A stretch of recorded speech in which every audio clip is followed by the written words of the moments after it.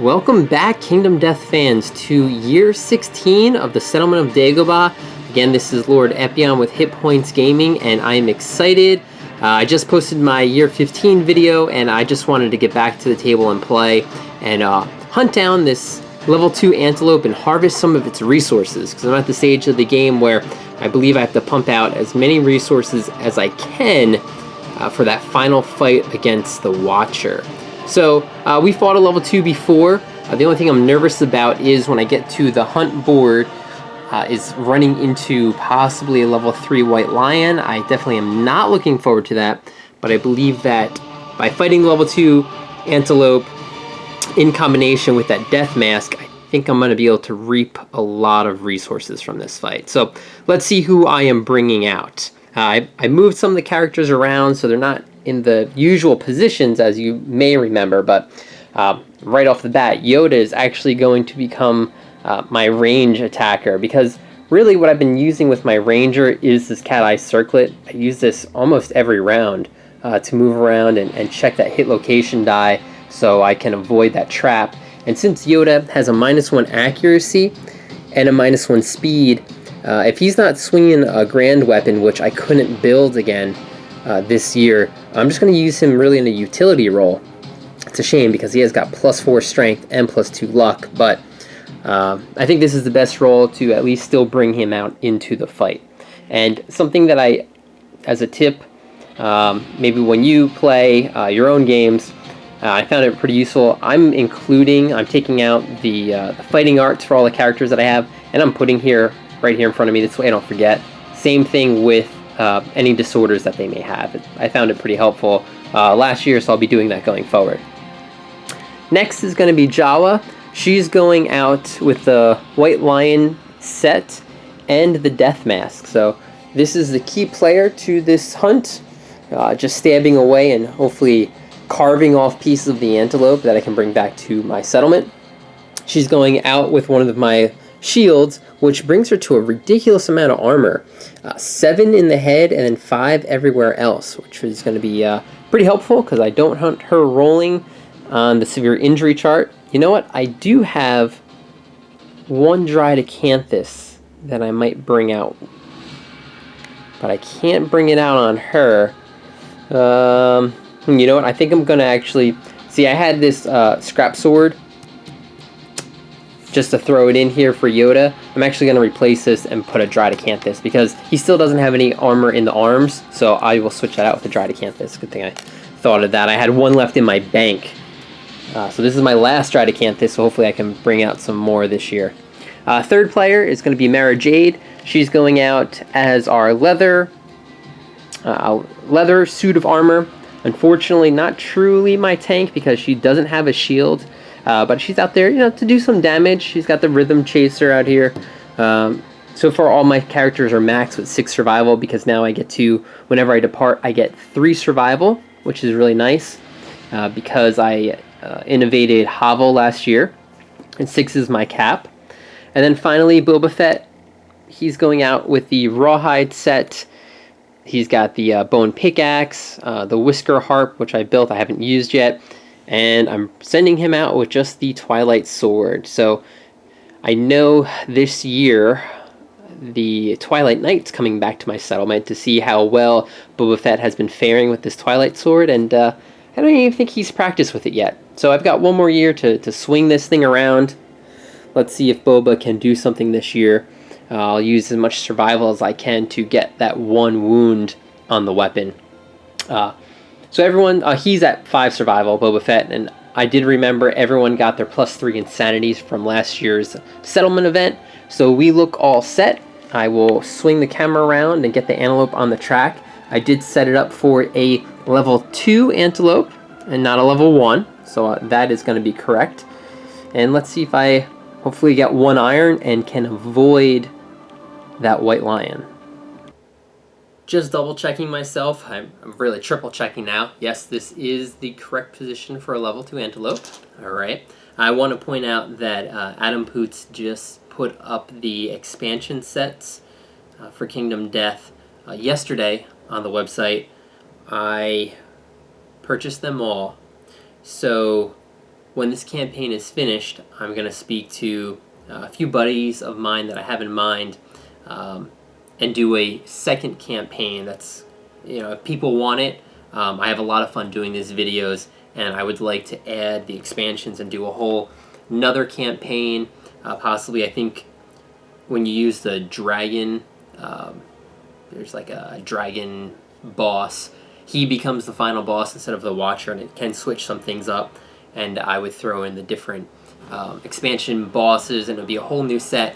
But I would be running it with a friend of mine, so people don't get bored of just listening to me. And maybe we can set up 2 cameras and hopefully liven some more things up.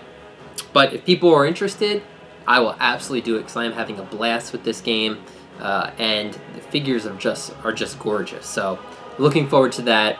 I would love to get this campaign finished. I won't get it finished by the time I get the expansions, because that will probably be in about a week's time, week or 2 weeks. But I'm really looking forward to playing this, and thank you to everyone who's still watching. It was kind of a joke for me just to put this together, but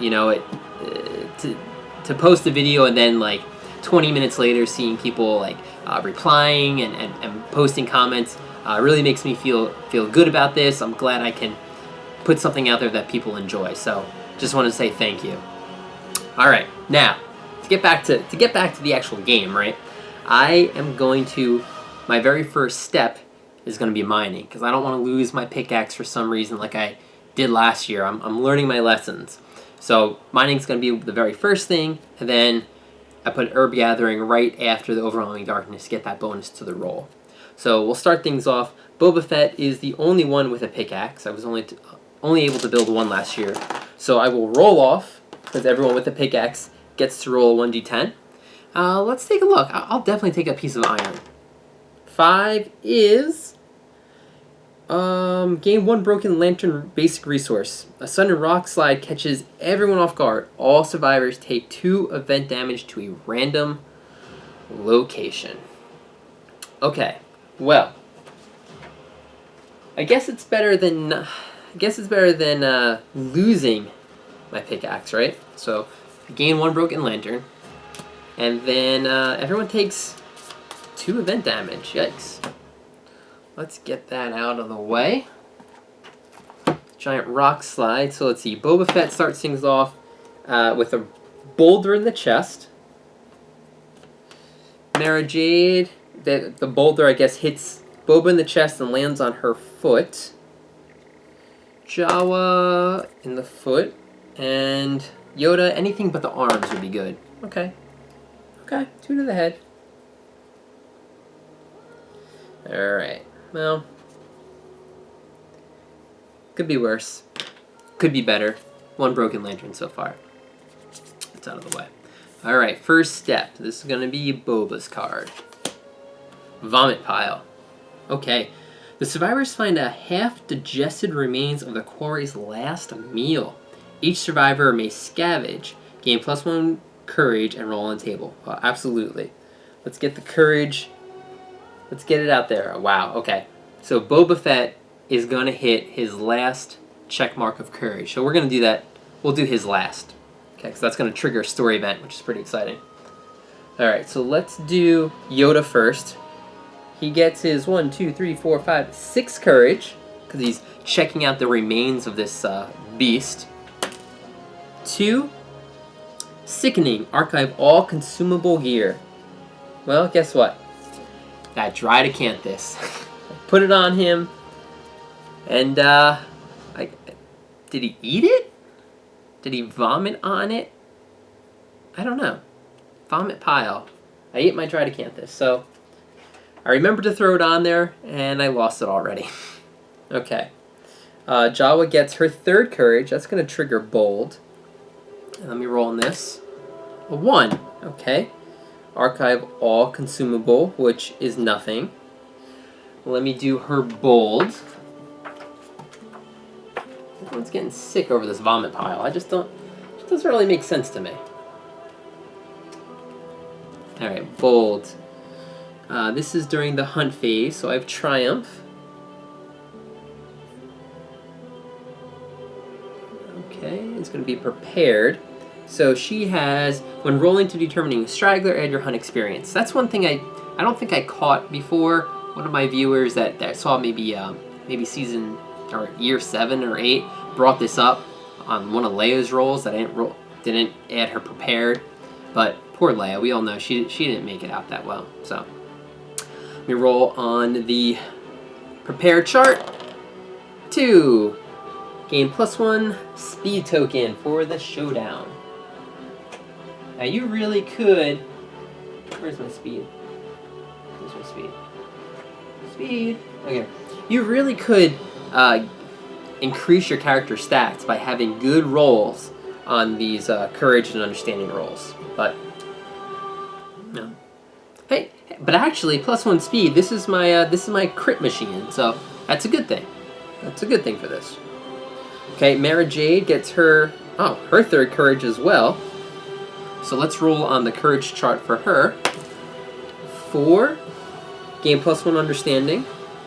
Okay. She's also prepared. And then we have to roll on the vomit pile for her. 2. Archive all consumable gear. Yikes. I actually had a monster grease for her. These rolls are not so hot. Let's move this die. I am not superstitious, but yet I'm not going to roll that die again, so I don't really know what that means. It means I'm a liar, I guess. So I ate my monster grease as well. And then finally, Bobba Fett gets his last courage, and let me just roll in the vomit pile.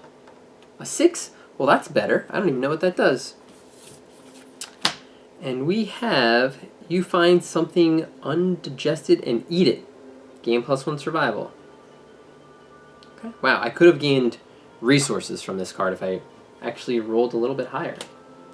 But I gained 1 survival, so that brings him to 6, so that's good. Everyone is at max survival. But now I must do my final courage, which is See the Truth, it's called. Ooh. We have not done this before.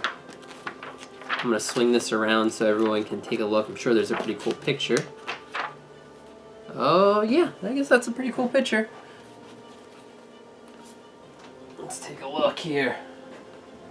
I've been in this darkness for so long. Boba Fett has seen the truth. You guys can't really see that. Take a look here. Wow. Some harvester person. See the truth. The greatest courage is achieved when the past and present are abandoned. The void that remains is a dark, endless well of strength. Fear and pain are your nourishment, and you will feast. You suddenly recall meeting a strange masked man who for a moment opened your second eyelids. Where do your second eyelids exist? In your mind? See the I don't know. What you saw filled your mouth with the taste of your own death. Suffer the blinded, severe head injury and taste death. If you're already blind, at least once, you'll not suffer again. Okay, so Boba Fett, my Twilight Sword character, is blinded. Blinded is lose an eye. Suffer -1 permanent accuracy. And gain a bleeding token. Okay, so a bleeding token, -1 accuracy, so it's going to be, super hard to fight with this weapon, but let's see, something good comes out of this. Taste death, okay. Whew. Let's see. I'm assuming high number's good. Okay, a 10. That's pretty good. Well, a 10, oh wow. 1 to 2 would have been something different, 3 to 4 something different, 5, everything would have been something different. So a 10. Sour.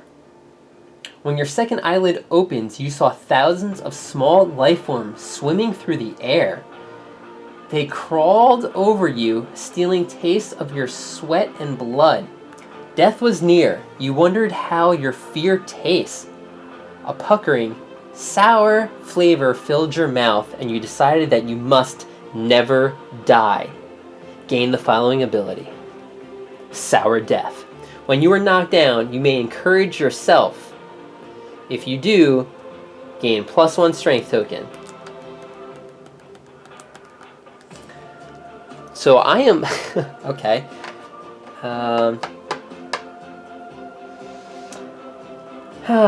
So I guess that's the best thing you could get. I'm blind, but I tell myself I can never die. So if I get knocked down, I can encourage myself, +1 strength token. +1 strength token for an accuracy. I don't know if that's the best thing. I don't know if that's a good trade. I thought maybe something even better would happen for going all the way on that courage. Alright, so -1 accuracy because I am blind. And what is it? Sour Death. I'll write that down for abilities. Sour Death. Okay, I saw a bunch of life forms, and now I can encourage myself. Hooray. Alright, Mara Jade. This is going to be a random. Where's that white die? 20. I would like these random events to, you know, go easy on me right now. Go easy on me. I'm already blind. Dry lands. As the survivors press forward, the air turns dry and the grounds crack. Each survivor will suffer from heat exhaustion and lose 1 survival unless they have a piece of gear or resource that is consumable to refresh them. Do not archive the item. Well, you know, I just ate. I just ate all my consumable gear. I don't think I have any more. Nope. So I think I just lose 1 survival. So that's really not that bad. Everyone gets knocked down to 5 survival. That's okay. That's okay. Alright. Next is going to be Jawa, my crit machine. No lion, no lion. Stampede. Okay. A thunderous boom approaches. The survivors may hide. If they do, move the quarry 1 space back. Well, I'm not gonna hide. Well, let's not hide. Otherwise, all survivors gain +1 courage, and the event revealer rolls 1d10. Alright, cool. More courage. More blind people. Oh god, Yoda's almost blind. He gets 1. Jawa gets her 4th. Mara gets her 4th, and Boba's already, you know, blind. Roll on the chart. 9. The survivors corner one of the stampeding antelopes. Start the showdown immediately. Deal. Deal. Let's do it. I don't have to worry about overwhelming darkness. I lose out on the herb gathering, so I won't get my dried acanthus, but you know what? Fighting the antelope, there's going to be all those acanthus plants. I will definitely harvest those. I got to make sure I harvest them. And yeah, I asked for it, called the stampede, and start the showdown right now. Awesome. Thank you. Thank you, showdown. Random events not to hurt me. I will draw the 2 terrain cards now. Ore veins is really what I'm probably looking for. Anything else, really not that bad. Just not columns, maybe. Column? And a giant face. Okay, giant face isn't so bad. I can get on top of that and get accuracy, I guess. So, gain a broken lantern. I can see the truth. I have sour death. And I ate my consumables. Oh, I got that +1 speed, so that's going to be helpful. Alright, I will set up the showdown board again. Level 2 Antelope has trample, so again, whenever it moves on top of me, I take an event damage equal to its level, so it's going to be 2 damage. The good thing is, Collide is something that I can ignore if I have a shield, because everyone is proficient with it. And then the other one is Diabolical. If you remember, at the end of the monster's turn, he will randomly move in a direction in this space, like a cross, to a random survivor, or if not, just moves forward. So I can really just dash out of the way of this. This isn't so bad, because he's going to pick a target, then I can dash and move. So not as bad as the white lion. So the hardest part, I think, of the antelope is his hunt track. At least, I think that's what it is. And yeah, I'll set it up, and I'm excited to carve this thing up. Like all antelope fights, I have to set up on the edge of the board. I put my terrain down, and I put all the acanthus plants right here, grouped up for the antelope. Now, there's 3 things that I want to walk away from this fight. I guess 4, meaning I want everyone to survive. But there's 3 things that I'm looking for. 1, I want to make sure that I harvest all these acanthus plants. Hopefully I can turn those into dried acanthus later on because I have 0 at the moment. Number 2, I want Bobba Fett to go in and cause 1 wound with the Twilight Sword. And finally, I want Jawa to go in with her guitars and crit as many times as I can. Jade is really going to sit back and maybe pull the antelope in different directions without really trying to do wounds to it. Because again, I want all my wounds really to be the critical attacks from the guitar. So crit as much as I can for resources, get 1 wound off with my Twilight Sword, and get these acanthus plants. But as we all know, that could change right away on this first AI card. So the antelope gets to go first. Again, it has +1 damage and +1 speed token because it is a level 2. It has 16 health with 10 toughness. And the first card we pull for this antelope is Infested. It's a trait. When this comes into play, the monster gains, I don't think I've ever seen this, +1 toughness token. Okay, and didn't I just say the fight could completely change on the very first card? Where's my toughness? Okay, +1 toughness token. And this is in a mood where I can strike my little harpier to get rid of it. Discovering the ticks is gruesome. Roll a 1d10 for each survivor. On a result of 6+, suffer 1 brain damage per monster level. Wow. This is pretty ridiculous. Alright, so let's roll off for Boba. That's an 8, so I suffer 2 brain damage, bringing him to 2. I guess he's like, this thing's covered in ticks? Yeah, infested, it makes sense. Mara's fine. Jawa suffers 2, so he goes down to 6. And Yoda's fine. I mean, Jawa's going to go down to 4 insanity. Okay. Then I have to draw an AI card. But when a survivor ends their act adjacent to the monster, roll a 1d10. On a result of 1 or 2, they are infected with ticks and gain a -1 strength token. Wow. This thing's covered with ticks. So it's not just a normal antelope. It is a tick-infested antelope. So that's a trait. It's going to come out. It's kind of like a mood where this is really 1 less wound that I have to do to this creature. But I can't get rid of this trait card, so I'm going to keep it right here in front of me. And I draw another AI card. Bite. Closest survivor in field of view. So it's going to be straight ahead. I move 8 spaces. The antelope does. 1, 2, 3, 4, 5, 6, 7, 8.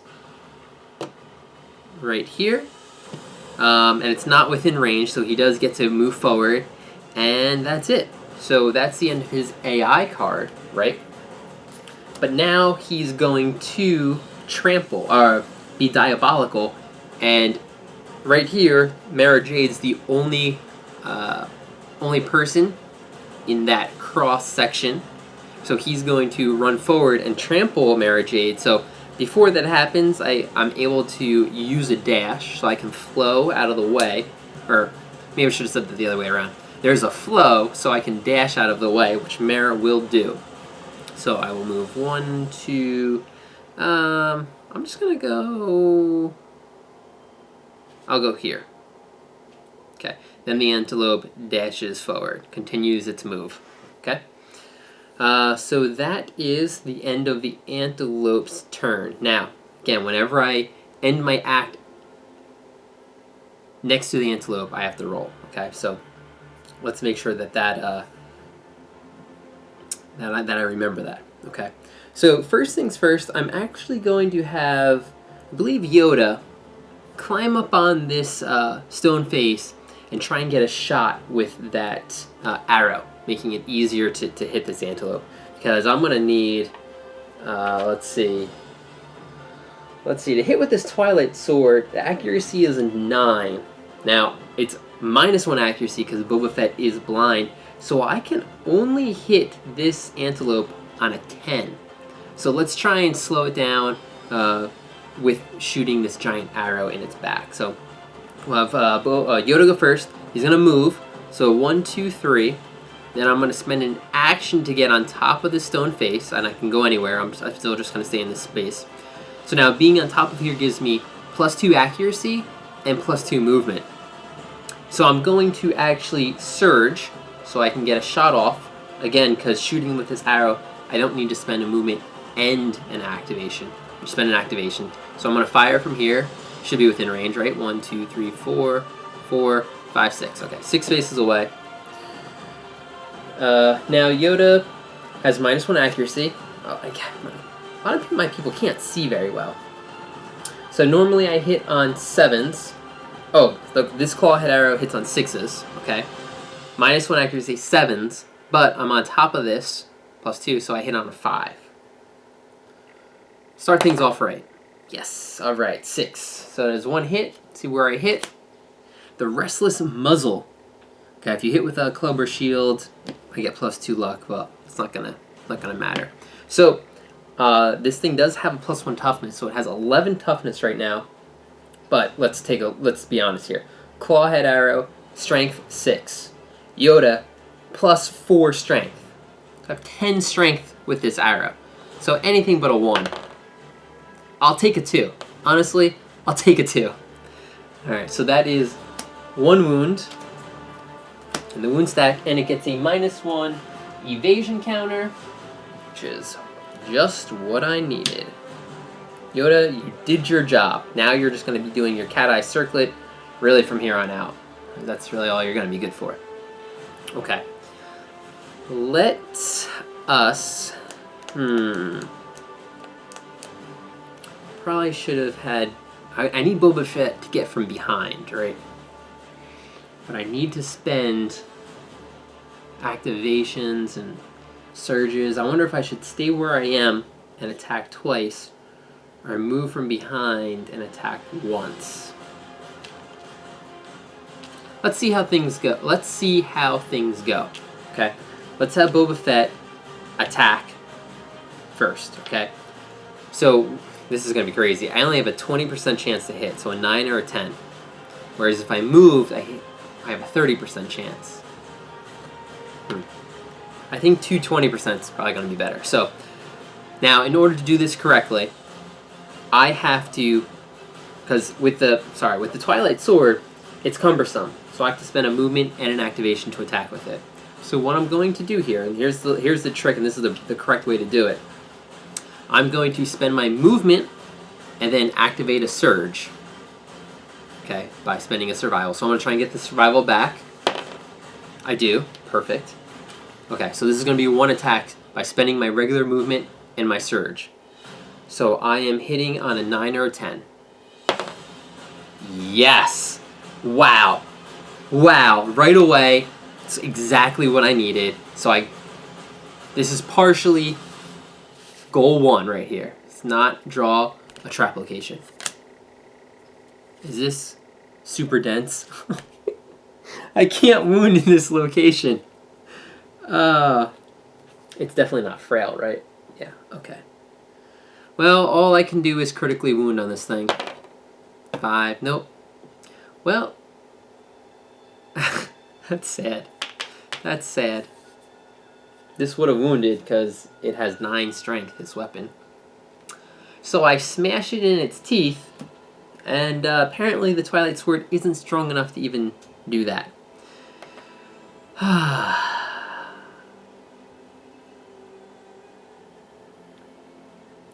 Well, I'm going to try it again.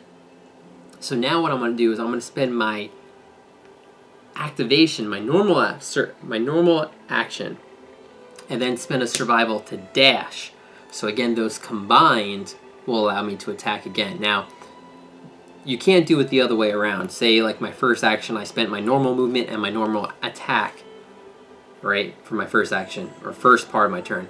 Then if I wanted to dash and spend an activation to surge, I couldn't do that, because as soon as you spend your survival, to say surge or dash, you have to spend it right away. So I couldn't spend another survival or else it would have been wasted. So by doing it, by splitting in half, hence, I think you guys get it. Okay, good, I'll shut up. Okay, let me try and get this back. Nope, I need a 6 or more. So, all right, back again, 9 or a 10 to hit. 1, it's not gonna hit, so that's all I can do with him. Okay. And guess what? I have to roll for those ticks. Okay, good. No ticks on me. Let us go with Jawa. Let's start critting on this guy. Maybe I should have went with him first, or her first, and hopefully knock the monster down, but I'll learn. Okay, so she's got 1 speed token. So that's 4 attacks base, 5 because of the armor, and 6 because of the token. Okay, let's not drop all the dice all over the floor. Alright, I'm going to stay where I am. I'm not going to move from behind. And let us hit on 6s.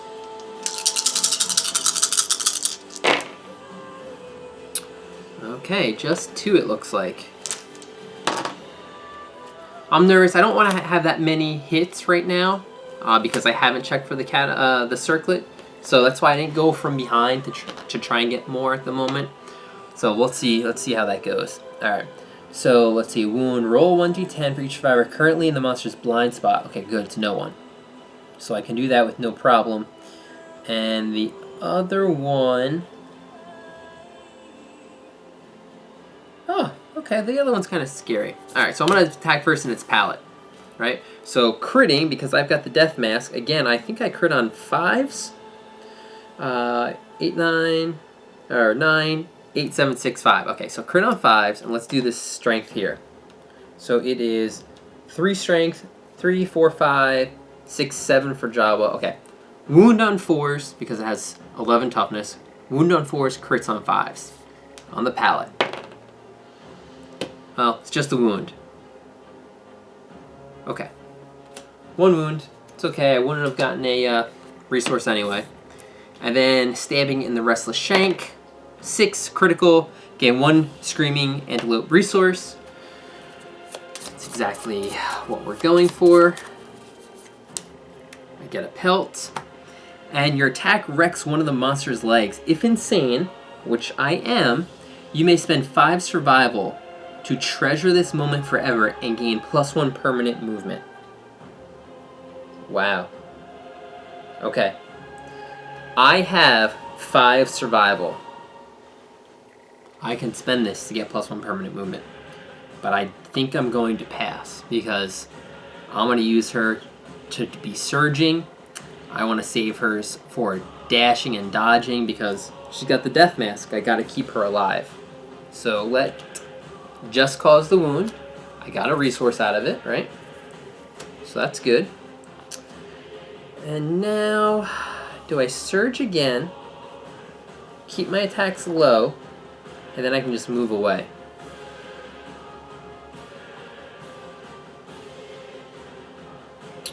Hmm.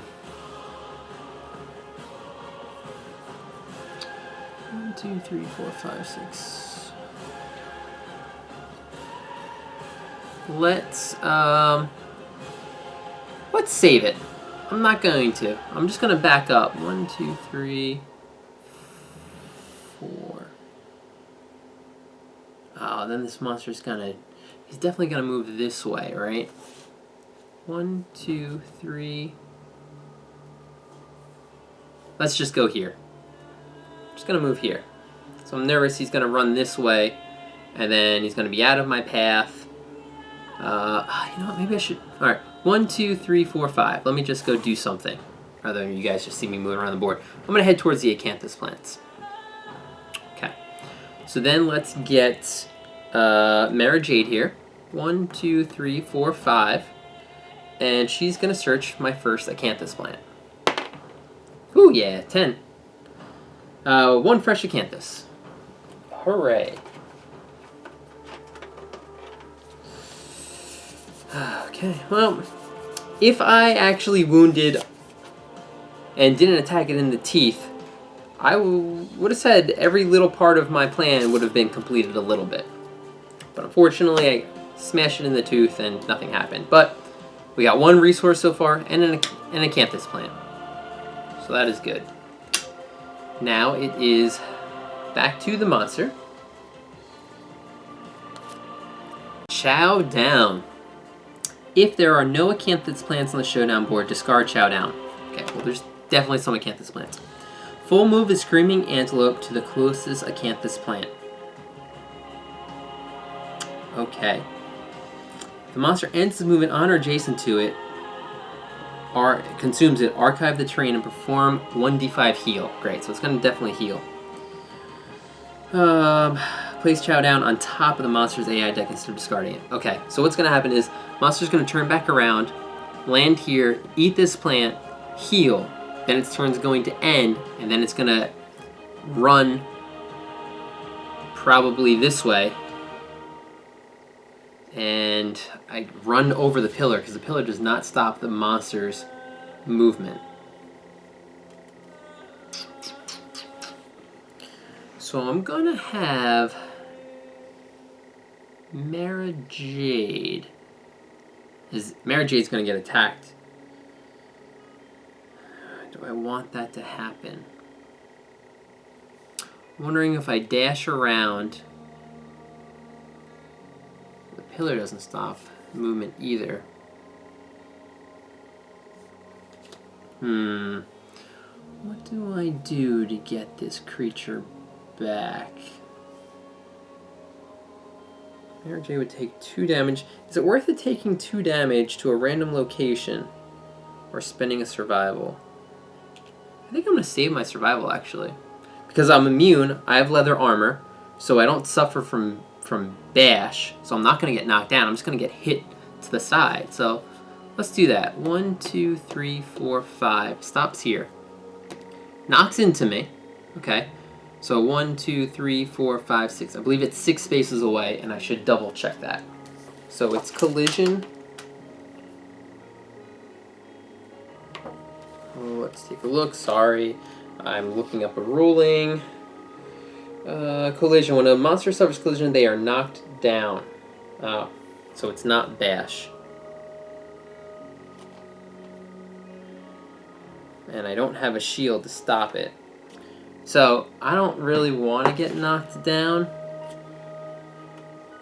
Yikes, yikes, yikes. So I will spend the survival. There is an opportunity in here to do dashes. There are some flows, so let's spend it, and I will actually stop right here. I'll dash this way. Okay. So chow down. Heals 1d5. He eats this acanthus plant. Heals 1d5. Okay.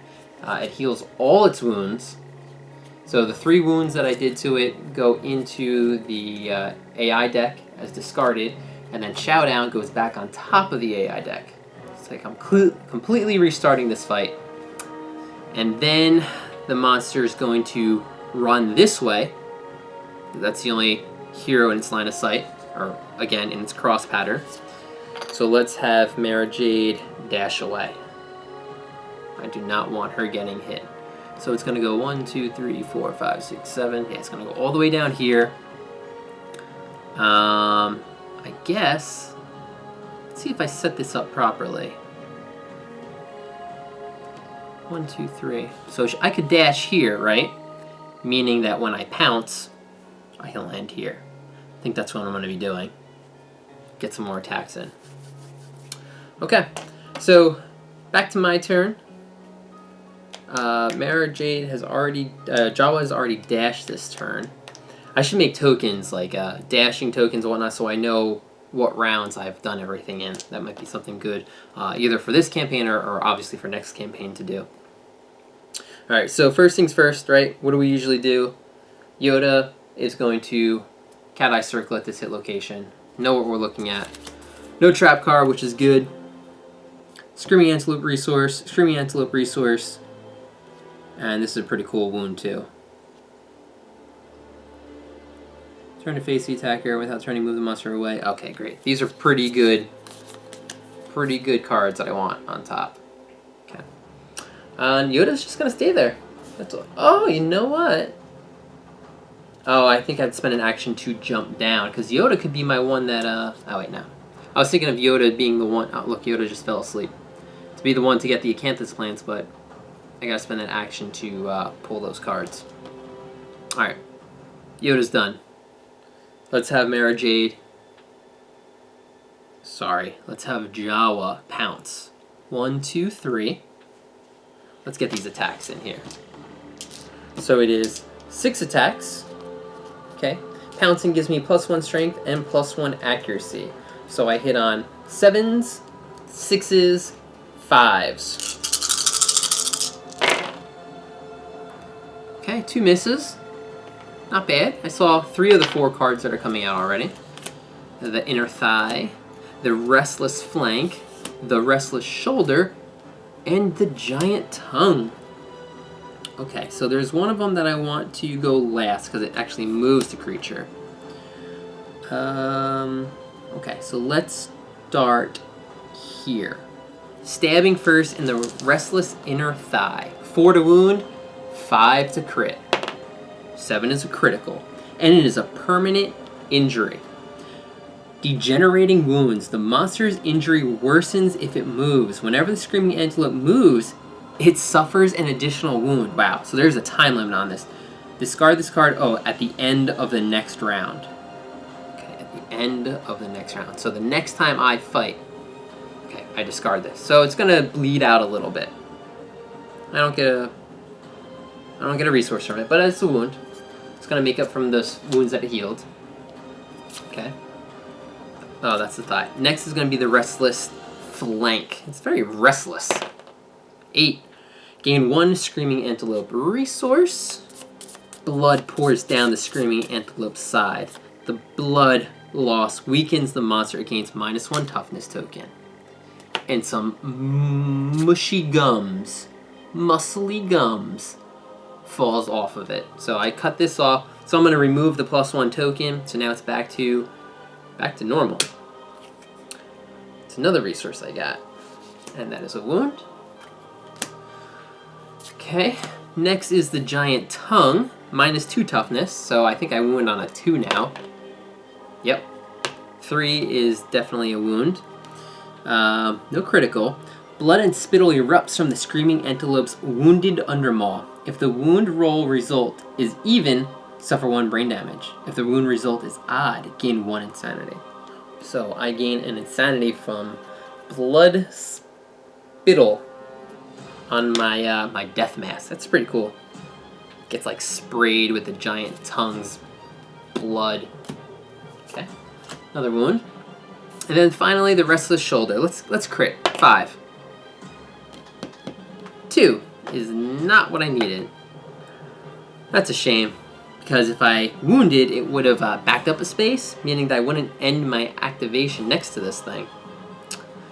All right, well. Unfortunately, that's what happens. I will, however,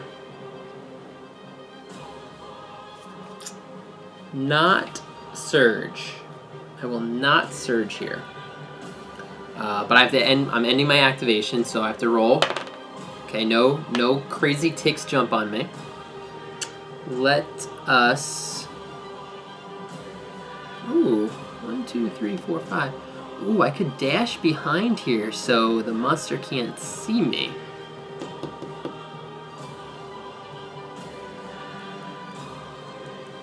But then I won't be able to dash if the monster ends its activation, tramples me. That's not good. But I think we're gonna dash. Let's just get out of its way of its attack. So she dashes. I wonder if I can like put my tokens in a way that I know. Okay. 1, 2, 3, 4, 5. Wait, I already dashed this round with her, right? See? I would have caught myself. Because I dash on the monster's turn to get out of its way, so I can't dash. So I stay there. I don't get hit with the ticks. She's done. Let's have Boba come do something. So 1, 2, 3, 4, 5. I could Rawhide Headband as an action. We have Ram and Stomp and Snort. Ram is furthest threat in range. It's speed 1. So it's going to be 2 attacks, and then damage is +1 damage to this attack for every space a monster moved forward. So this could be like a 9 damage attack, which is pretty insane. Then Stomp and Snort. Intimidate, random survivor in range. Screaming Antelope begins to Stomp and Snort. Turn to face the target. On a 4 or more, the target suffers 1 brain damage per monster level is knocked down. In addition, the target is sustained, they suffer knockback 5. Oh, that's not as bad as Ram. Ram could really hurt me. Unless I dodged it correctly. So let's see. Random's furthest threat in range. So let's see. 1, 2, 3, 4, 5, 6, 7. I could actually have it attack Bobba Fett. And Bobba Fett can dodge twice because it has extra sense. So I won't have to worry about the Ram. Now let's just do the Intimidate action. I think we're all safe if we do that. So I'll put Stomp and Snort on top. And he's going to be finished. Next I have Mara Jade. 1, 2, 3, 4. And let's search a plant. Nice, a 10. I will definitely take another fresh Acanthus plant.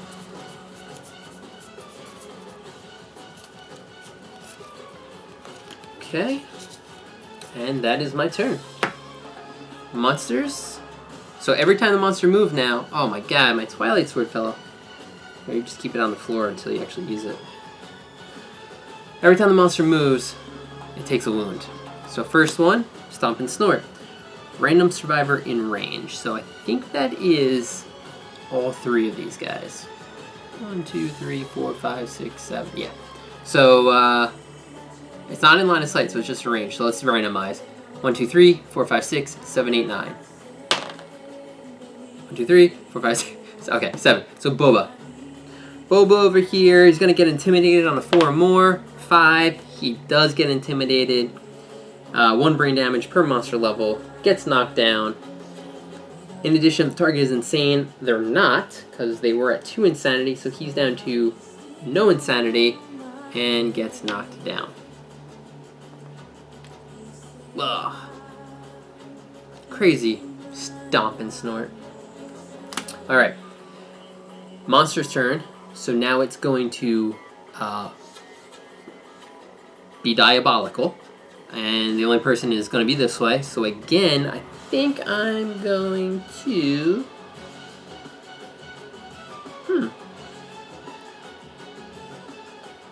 No, I'm going to actually take it. I'm going to have him trample.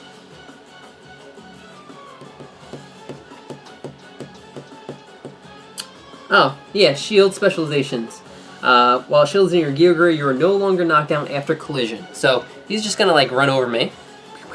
Like this. Oh, you know what? Let me check the camera, because now I'm in the bottom corner, and the camera might not actually catch that. Oh, yeah, good thing I came over here. It's just like... There we go. Pretty sure I'm going to be fighting this corner for a little while now. Okay. So because I still got trampled on, I have to take 2 damage, because of the monster level, to the body. Which is fine. I had 5 armor there, so I'm down to 3. But shield specialization, I don't get knocked down. Which is great. The monster moved, so it takes 1 damage. Okay. Back to my turn. So, first things first, right? Cat Eye Circlet. 1, 2, 3. No trap card. The Furry Tail, nothing bad. Ooh, Restless Chest. It's going to move again if I wound it. When the Restless Eye has first strike. Ooh, okay. If the attacker is insane, cancel all hits and end their attack. Well, Jawa's insane. Mara Jade's insane. And Boba Fett is not. So, anyone that attacks us is going to have its attacks canceled. So, let's see if I can do this right. Restless Eye is going to go on top. Okay. I'm going to have... Oh yeah, I think this is going to be good. Yoda. Oh! Oh, +1 speed token until the end of the round. That's not going to matter. Alright, Yoda's going to encourage Bobba Fett to stand up. Your time for using this Twilight Sword is upon us. Can I fix this quickly? Fix that. But the harp is... his head's falling off. Oh god. Alright. He doesn't know where he is. He encourages him to stand up. Yoda can still go. Guess what he's gonna do? Oh, Yoda. This is Yoda. Encourages. Great. Mara Jade, it's not your turn. What are you doing? Alright. Yoda did the cat eye circlet and encouraged Boba Fett to stand up. Boba Fett does get a +1 speed token because Yoda is the leader, but I'm going to be attacking with the Twilight Sword, so no big deal. Okay, now watch this. Boba Fett. 1, 2, 3, 4, 5. Perfectly in range, which is great. There's my movement. I'm going to spend my action and a survival to dash so I can attack with the Twilight Sword. Do I get this back? I do. I wish that was the roll for hitting the monster. Okay, so I hit on 10s because I'm blind. 9 because it's got a giant arrow in it, so hopefully I can see the arrow better. 8 because I'm from behind. Come on. Complete it. Yes! Yes! 10 is a hit. And we know what hit this is. Restless Eye first strike. And Boba Fett is not insane. So here's my chance to actually wound this thing. So I have 9 strength with the Twilight Sword. +2 strength. Oh my god, this is crazy. I just can't roll a 1. Do it quickly. It's like a band-aid. Turn the camera off. I'm out of here. Lift the table. Are you serious? Boba, come on. I planned that out. This was your chance, man. The music switched to sadness. If I... Oh.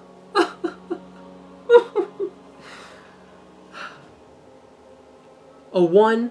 Really? Why does the Twilight Knight give this sword to Boba, who then becomes blind and can't hit this antelope? Okay.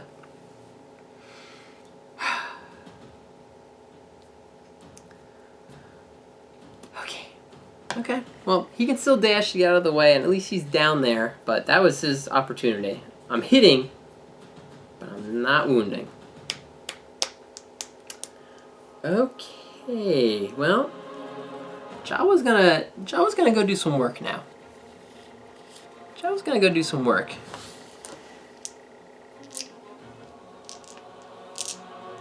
Jawa's gonna do some work here. 6 attacks. I'm hitting on 6s, 5s from behind. Oh my goodness. Oh my goodness. 4 hits. Let's pull out these cards. 1, 2, 3, 4. No trap card. Thankfully, because that would have been scary. Okay, let's see. Restless Chest. Turn the Screaming Antelope to face the attacker and full move forward.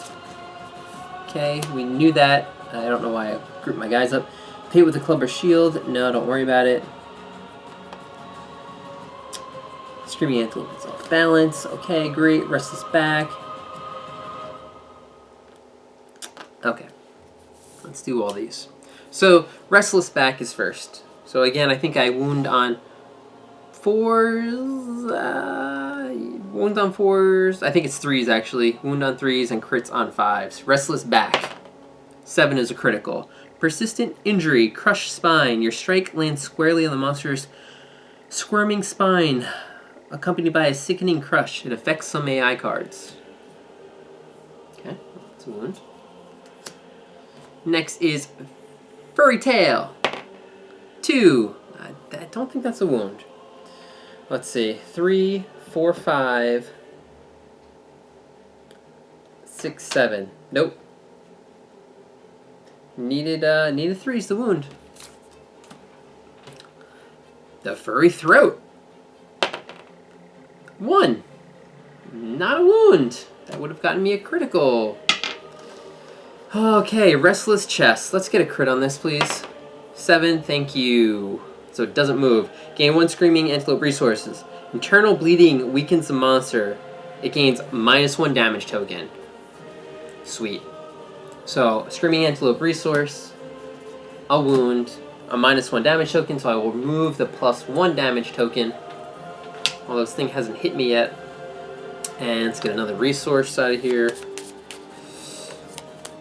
Another pelt. Okay, good. Alright, that's the end of the round, so inner thigh goes away.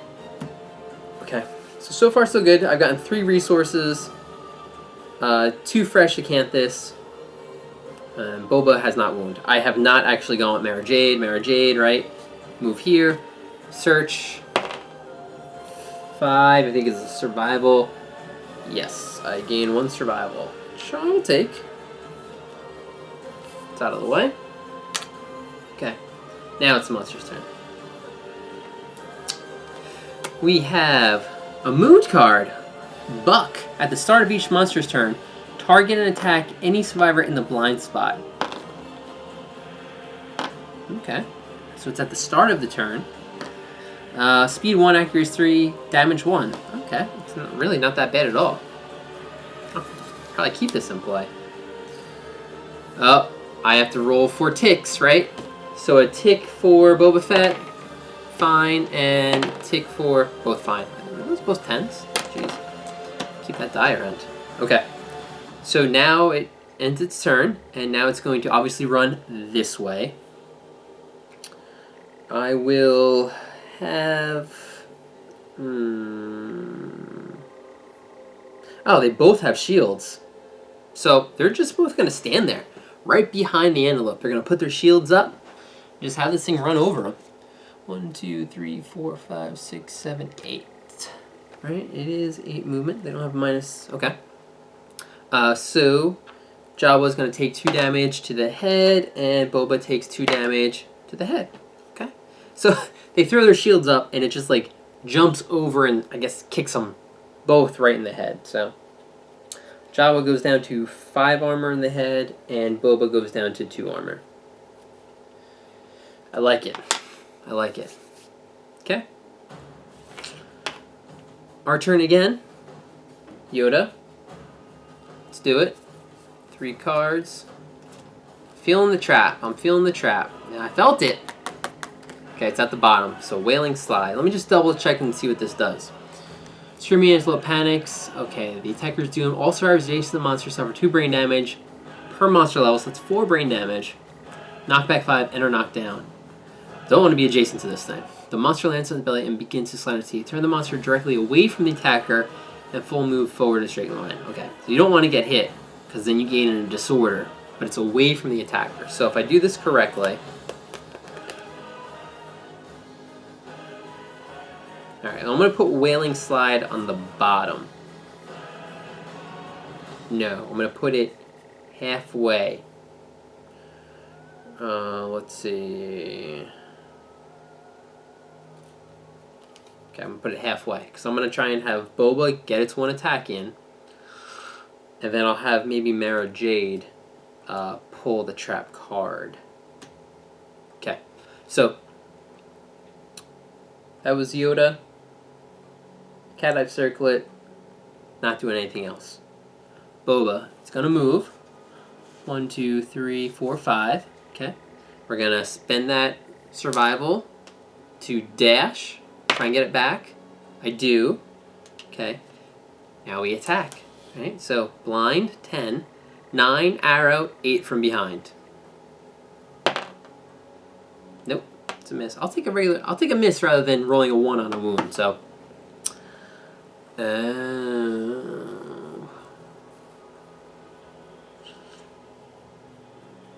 Yep, I can't attack again. I didn't pull that hit location.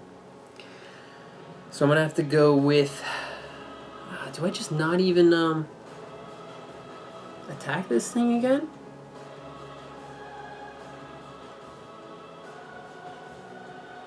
I keep Boba Fett up there. He's gonna move.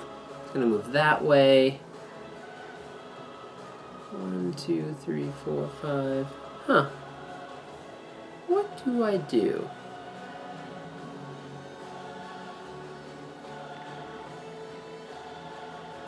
I'm just thinking, I'm sorry. I'm thinking for the future turn. If I corner him again, not pull the trap card. Or do I pull the trap card now? Alright. I'm actually going to surge to do the rawhide headband. See if I get this back. I do. Rawhide headband. Take a look at the top 2 AI cards. I want to see what's coming. Bolt, closest knockdown survivor, furthest threat in range. Closest survivor in field of view in range. Move and devour. Okay, well, I don't think we've come into this move, this devour. But if it hits me, I get gobbled up. And yeah, you see this giant mouth under here? The antelope eats you, and apparently you have to fight your way out. I haven't done it before, and I'm sorry. I really don't want that to happen. So I'm going to put Crush on Devour on the bottom, meaning I'll have Bolt on top. Closest knockdown survivor, then furthest threat in range. Full move Screaming Antelope in a straight line away from all survivors. Let's see if I can plan this out. Furthest threat in range. So it's 8. So it might be there. And then away from all survivors. So if he went this way, and then away from all survivors, oh man, full move in a straight line away. See, this is where it gets complicated, because when it gets away from all survivors, if you're cornered like this is actually moving towards survivors. That would be towards. So that means you just stay still. Or maybe kind of like get in the middle here, so you're furthest away from all points. I don't really want that to come into play where I have to like guess where it's going to move. Or make a wrong decision. Because what I'm thinking is, it's going to come over here and attack. Like say I bring Jawa over here in the corner. It comes after me and bolts. And then it full moves away from all survivors in range. So it would go this way.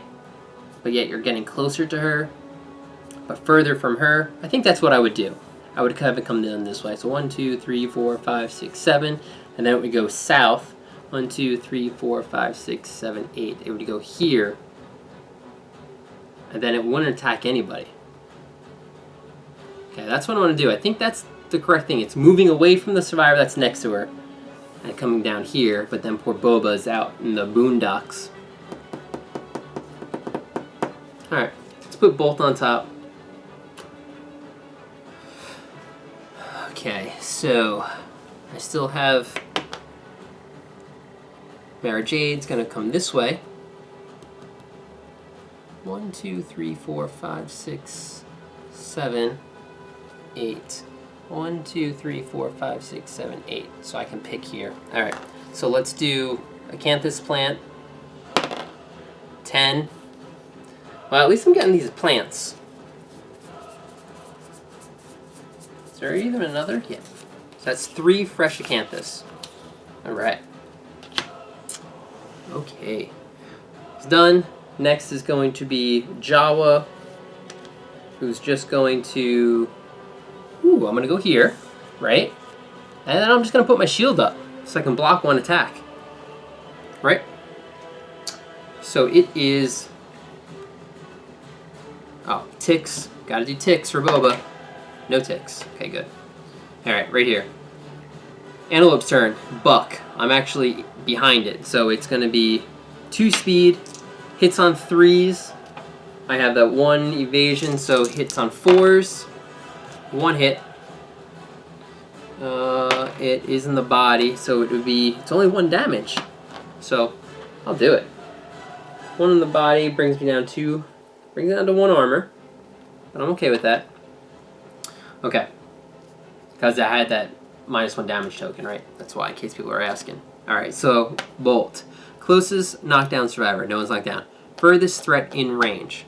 These are both at equal distance, so I'm going to select here. He takes the 2 damage, doesn't get knocked down.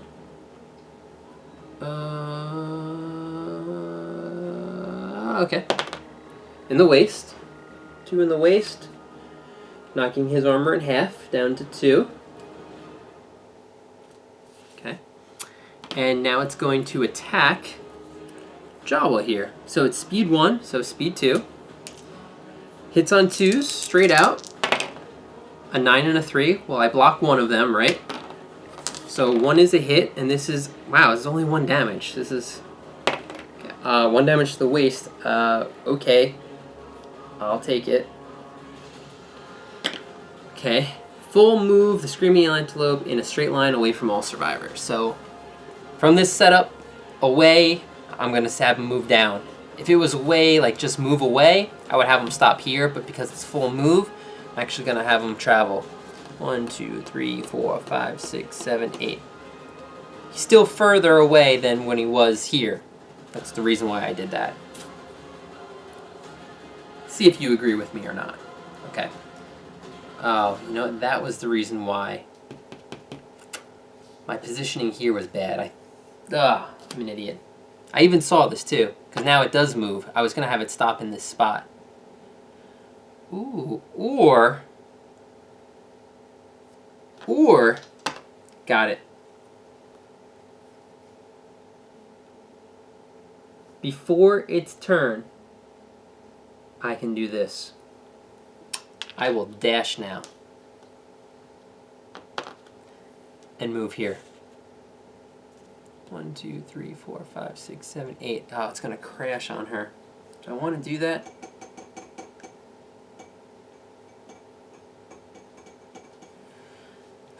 No, let's not. Let's not do that. Alright, it's going to go this way. 1, 2, 3, 4, 5, 6, 7, 8. She's actually going to dash around to the side so it doesn't actually get hit and just land right here. Okay, so we're just running around. That was the end of its turn being diabolical. He was the only one in its path, or she was. Ran this way. I'm going to dash before it actually gets to me after it picks a target, which is why I get to go there. Okay, back to me now that everyone is super far away. And we know the trap card's 2 spaces away, right? So let's, I guess, just get everyone close again. Maybe I can pull Boba. Let's have Boba use the Rawhide Headband. Let's see what moves are coming up. Crush and Devour. Oh yeah, we wanted to do 1 wound, right? I have to shuffle the AI deck. The next card is Back Kick. In blind spot, in range. Okay. Closest threat in range. Okay, so it would be speed, 2 speed, damage 3.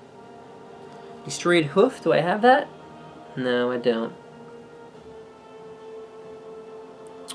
Alright, I think I'm gonna put Back Kick on top, because again, we don't want that Crush and Devour. So it's gonna attack the person in its blind spot.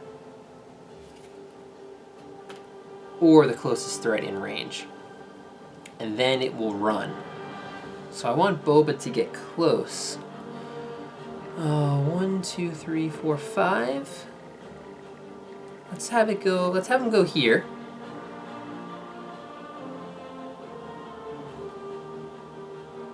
Okay. Then 1, 2, 3, 4, 5. 1, 2, 3. Okay, I'm liking this. I'm liking this. Then let's have our Acanthus Searcher search this last plant.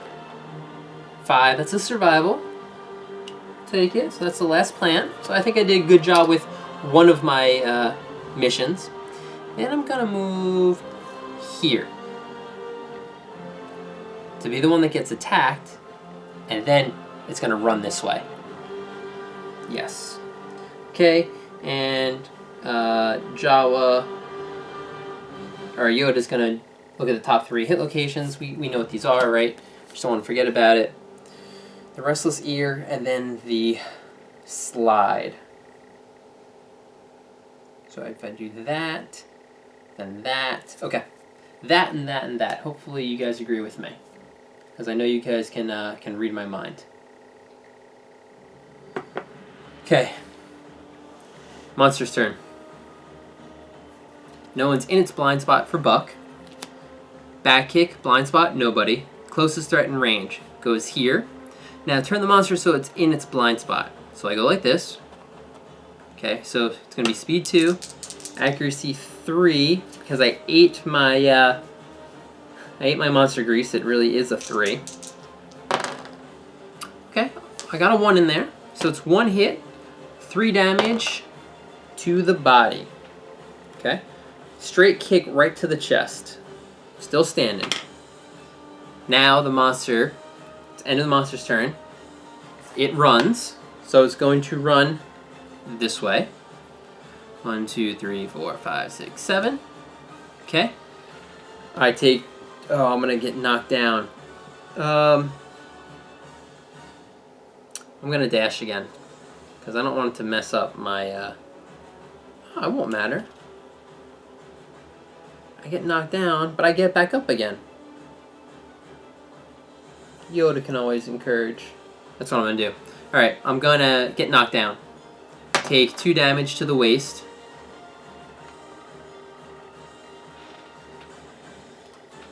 Okay, so far so good. Hopefully this plan works out. Get another shot at Boba Fett. Okay, back to my turn. We're gonna have Boba go first. So it's gonna be a move. Okay. Spend a survival to dash. Let's try and get it back. I do not. It's okay. It was a bad roll anyway. So I dash, and now here's my attack. I need an 8. 3 is not going to do it. Okay. I'm going to have Yoda encourage. Yoda's going to encourage Mara Jade to stand back up. Okay. I get +1 speed token for this round. Mara Jade's going to go 1, 2, 3. I'll go here, because I want to pull a trap card. Oh, no, I can actually just go right here. Oh, my goodness. Boba's going to get insanity. Because I'm next to him. Oh, I messed this all up, didn't I?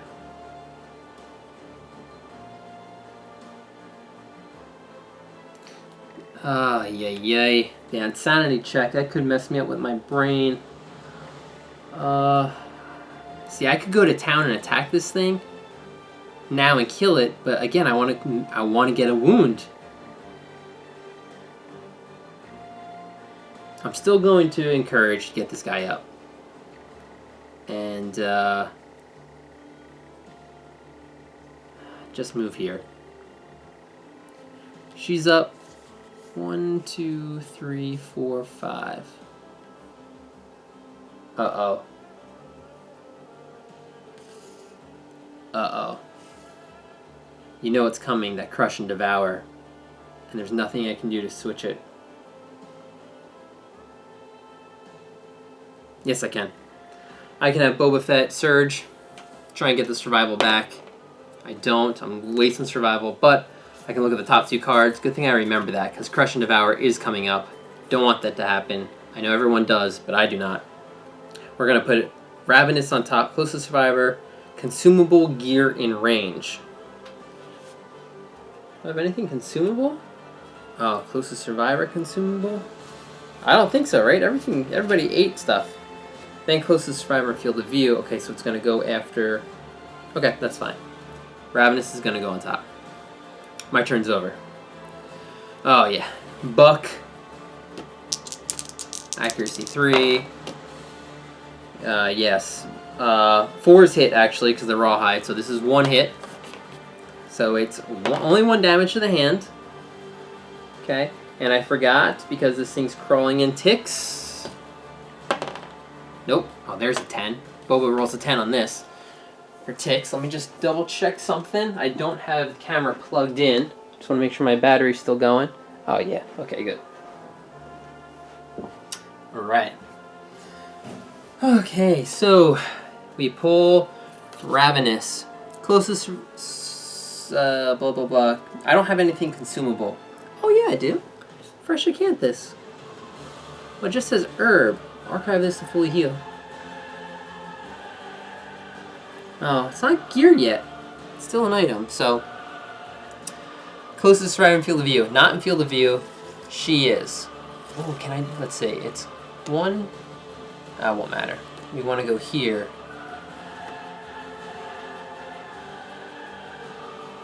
Oh, wow, I'm really positioned poorly. Okay. So it is going to be 2 speed. It's really only 1. Accuracy 2. The Screaming Antelope consumes 1 gear and the target's gear grade. Choose and archive a gear card. Oh, God.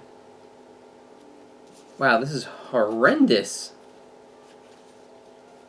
Can I actually dash away from this? Because, let's see.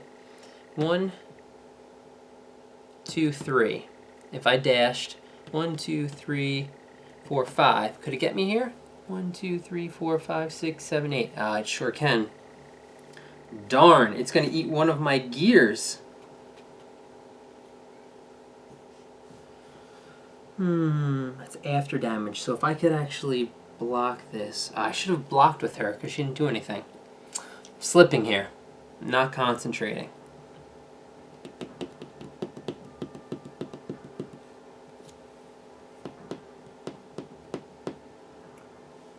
Alright, check this out.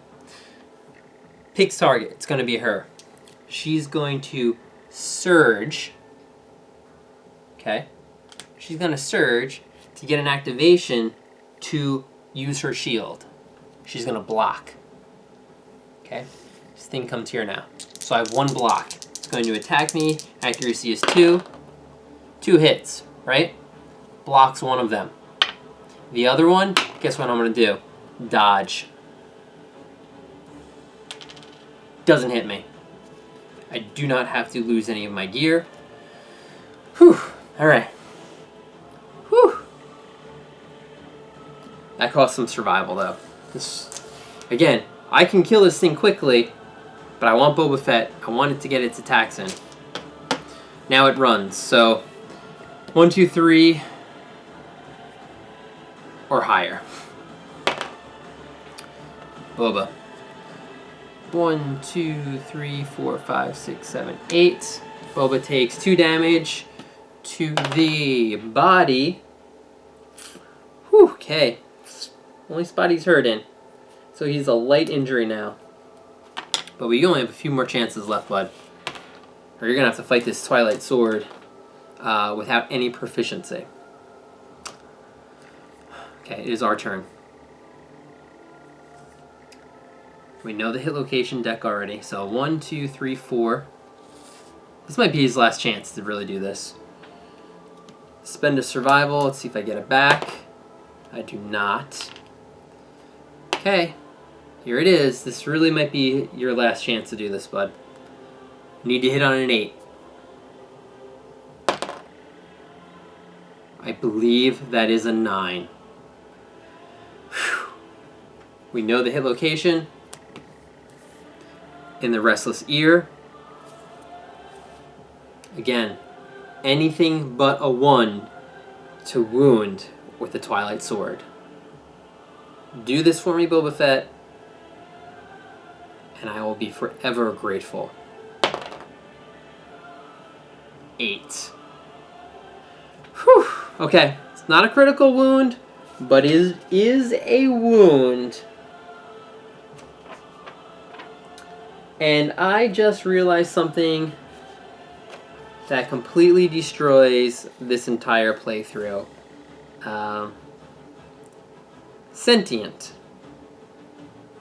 I have to be insane in order to attack with this weapon. Okay. So all of those attacks Meant nothing. So you know what I'm going to do?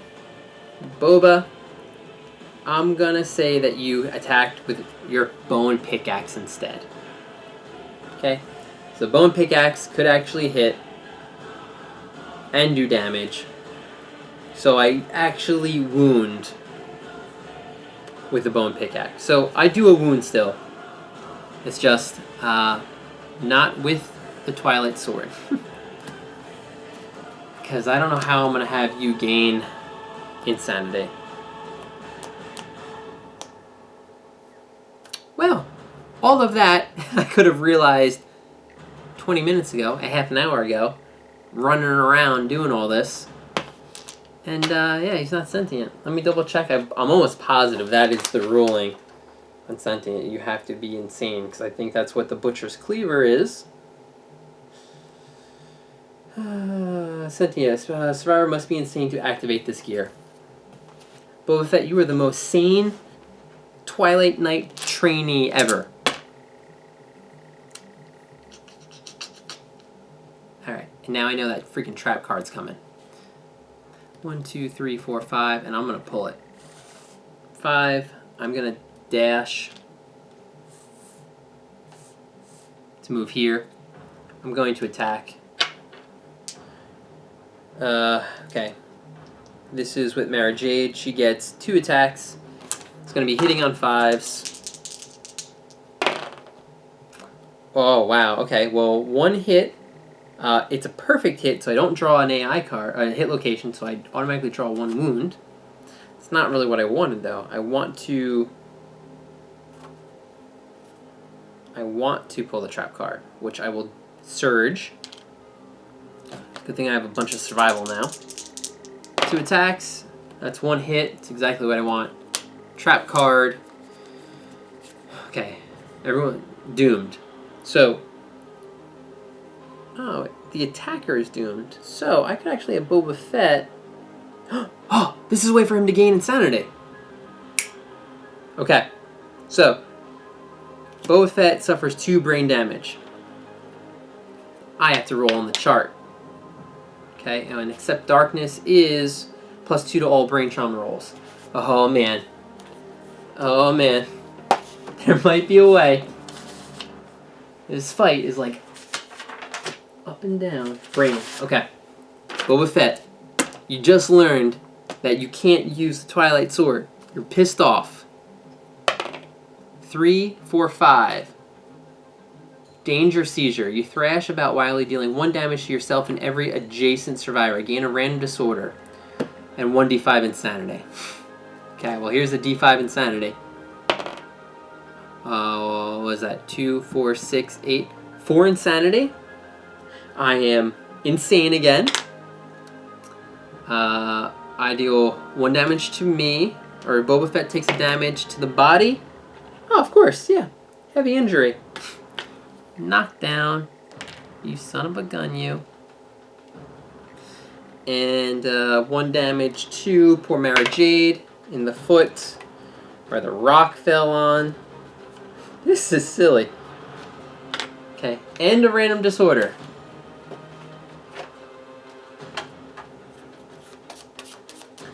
Boba Fett's freaking blind. I just can't get over that. Alright, disorder is indecisive.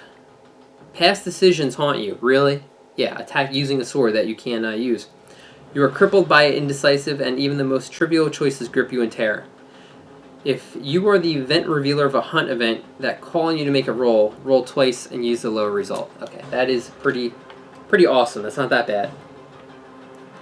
Indecision. Okay.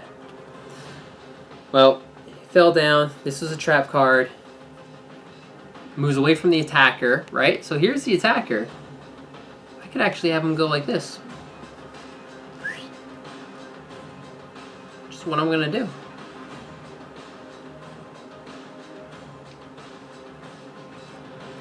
Or do I just have him go here? Let's have him go here. I think it's what I should do. Poor Boba's head fell off, body's falling apart.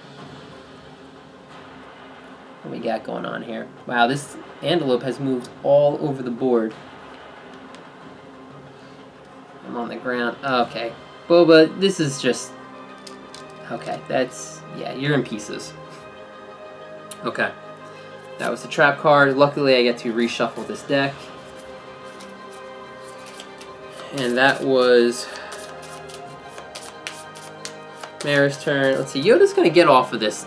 So activation to get down, and then 1, 2, 3, 4, 5. And 1, 2, 3, 4, 5.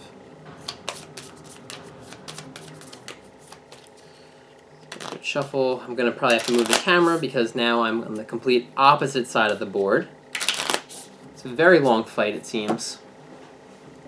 Because Boba Fett's pissing me off. Let's, Okay. Okay. Oh. Okay, and guess what? Guess what? It's the card that I completely forgot about. Oh, Stomp and Slurn. Oh yeah, I did a wound. I got rid of that Devoured card. Whew.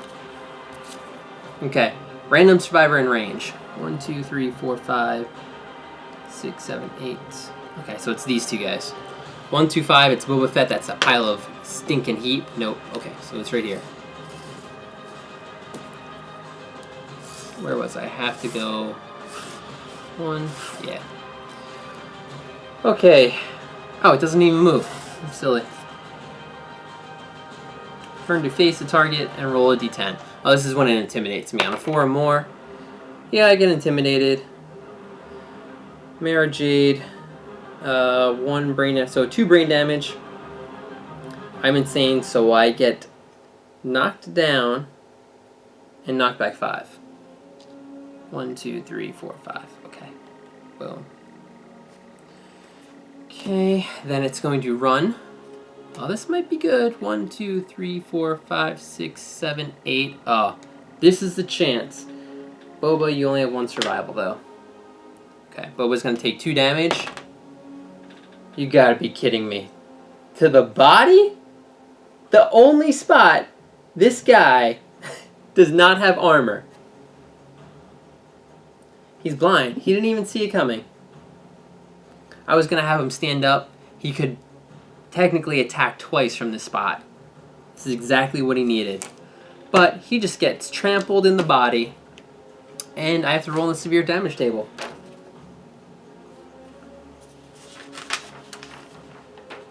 Boba, you're in pieces on the floor. What happens to you? 3. Bleeding. Gain 2 bleeding tokens. And I think he had 1 from the hunt, actually. So he's at 3 bleeding tokens now. Wow. I thought he was dead for sure. For sure, I thought he was dead. Okay. So, let's try and recoup. My turn again. Boba stands up. Look, he's literally in pieces right now. Literally in pieces. His legs are just going to be here. Okay. Alright. Still down. He's the only one that was up. Okay.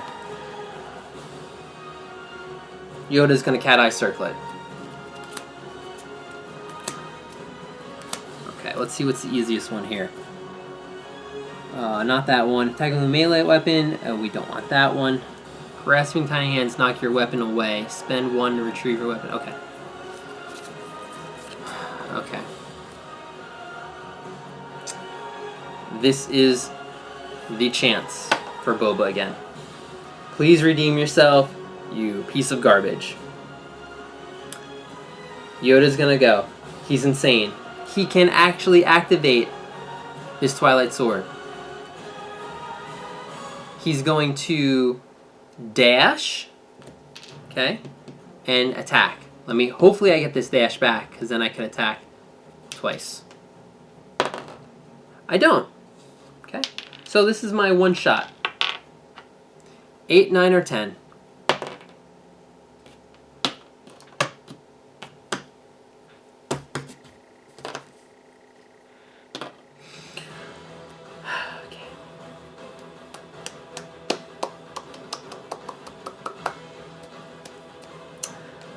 Okay.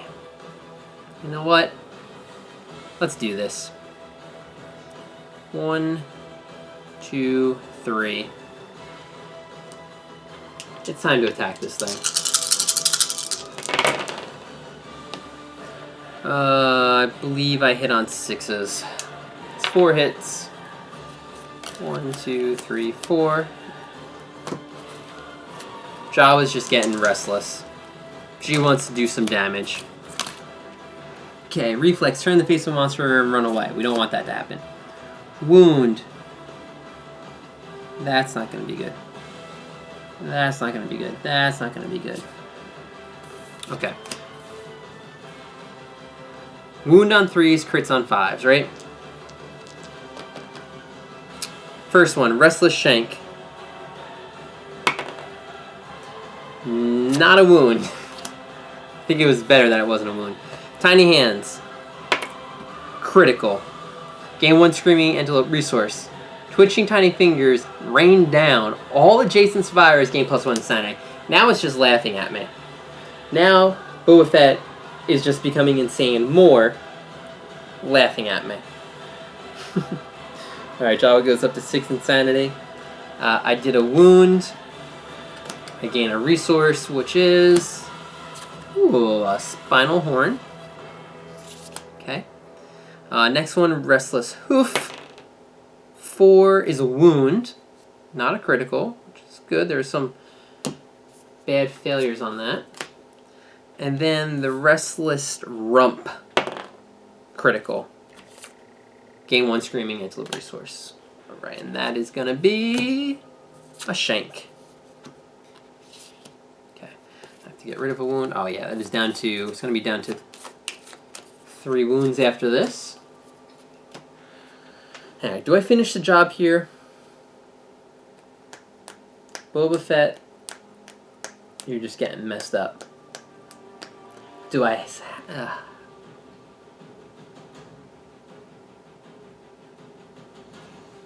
I'm gonna try and finish the job here. I'm not gonna risk it anymore. Boba, you and this Twilight Sword, I can't believe it. The blind guy gets the sword. Alright. I'm surging with Jawa. This is it. Let's end this. 6 attacks. 1, 2, 3, 4, 5. Just no trap card, and we'll be in business. 1, 2, 3, 4, 5. Okay, so it has 3 wounds left, so let's get the most criticals that we can. Here's a critical. First strike has to go first. Oh no. The Screaming Antelope's massive eyes glisten with human-like fear. If the attacker is insane, Jawa is insane. Cancel all hits and end your attack. Well, I guess I can't end it this turn.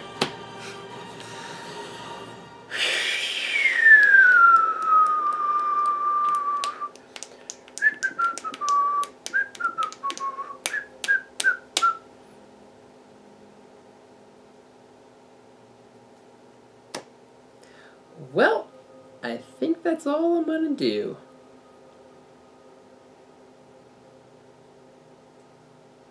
I'm gonna have Yoda encourage Mara Jade to stand up.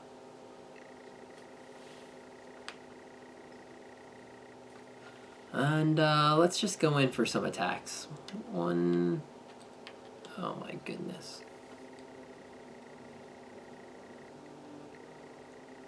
Just stand up for a little bit longer. Let's go here. I get 2 attacks. I'm hitting on 5s. It's 1 hit. Giant tongue, -2 toughness. That might do it. Toughness is 8 with this tongue. Strength of this weapon is 4, 5, 6, 7, and the +1 strength from Mara Jade, which I never put down, is 8. That is a wound. Blood and spittle erupt from the undermaw. If the wound result is even, it's not. If odd, gain 1 insanity. Okay? So that's 1 wound. I gain an insanity. I'm up to 5. And guess what I'm going to do? I'm going to surge. There's 2 wounds left. So let's see. 2, 5. So 5 and 8. Okay, 2 hits. I could kill it here. That's the giant teeth again. I'm going to roll the giant teeth. A super dense teeth. 9, but that is not a critical. Because I need a 10. Look, my guys are just falling apart from this antelope. Next one, the furry throat. 4. That is a wound. Oh wait, no. Toughness 10. 4, 5, 6. Okay, yeah. Is a wound. Good. 4, 8, 9, 10. Okay. This thing is down to its basic action. Has 1 wound left. I can't do anything to stop it. So the antelope does get to go. Wow, my guys are... This is bad. Look how bad they're falling apart. I don't even know how they go. Alright, so it's going to back kick. Oh. Minus strength for the ticks. Yep, of course, minus strength. Minus strength. No. So Bobba Fett gets a -1 strength token, which I'm not even going to get out. Antelope's going to back kick Bobba Fett. He deserves it. It's going to hit on 4s. 1 hit. This is to the chest. Son of a gun. Alright, back kicks him on the chart. 6 to the body. Disemboweled. Your movement is reduced to 1 until the end of the showdown. Gain 1 bleeding token. Skip the next hunt. If you suffer disemboweled during the showdown, at least one of the other survivors must live. Okay. So Bobba Fett has to skip the next hunt. Which I had this... I had this checked. I wonder if I was even allowed to bring him out this fight. Did the Phoenix make it? I wonder if my Phoenix fight, did I not allow him to bring him out? That would be silly. That would be silly. Watch me go back and see that I had to skip the fight with him. I bet I did. But I brought him out anyway. And I'm disemboweled. I only have 1 movement. Okay. And then it's going to run at somebody. So let's go this way randomized. Of course. Guess who goes after? 1, 2, 3, 4, 5, 6, 7, 8. It does 2 damage to the waist. Okay. My turn. 2, 3, 4, 5. I have no more survival left. 1, 2, 3, 4, 5. All right, let's. Okay, let's see if I can finish this. Cat Eye Circlet. 1, 2, 3. Let's put like the easiest one on top.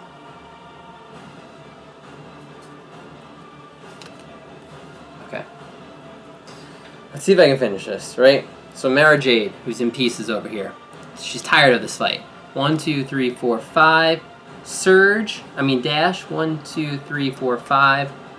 Okay, we're gonna get behind this thing. I spend my last survival. 2 attacks. It's gonna be hitting on 4s now. 1 hit. In the restless chest, this is my chance. Come on.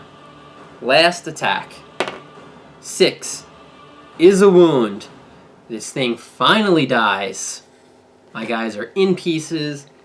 Bobba Fett, who really probably shouldn't have been out on this fight, but it doesn't matter. He couldn't attack with the Twilight Sword for his life. He's disemboweled. More trouble than it's worth. But I gain 6 resources from this guy. Let's see. 1, 2, 3, 4, 5. A giant tooth would be cool. No, okay. Of course not. Anything special? Nope. Okay. And then 4 basic resources.